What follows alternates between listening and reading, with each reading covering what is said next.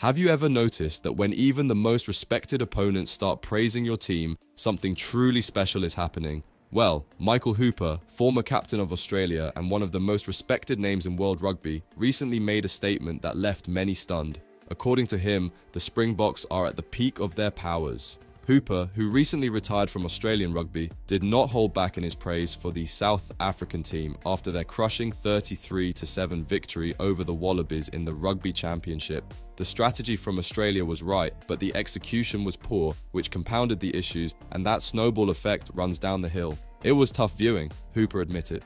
He went on to highlight the strength of the South African team. "We are in the middle of genuine dominance from the Springboks. They won the 2019 World Cup. But the way in which they won the last World Cup, they are the leaders in world rugby and the fans are getting behind them."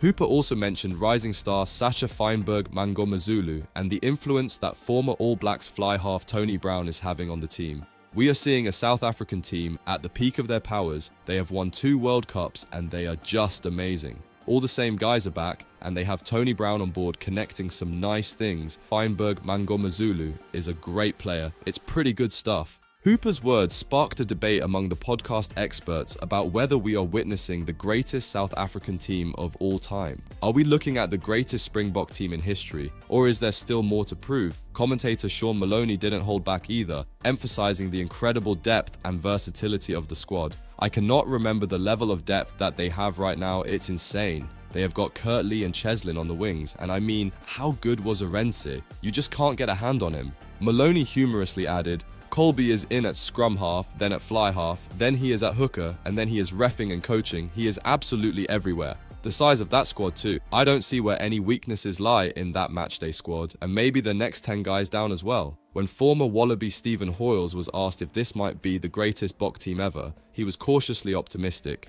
"If they maintain this sort of dominance, we will see at the end of the season, but yes."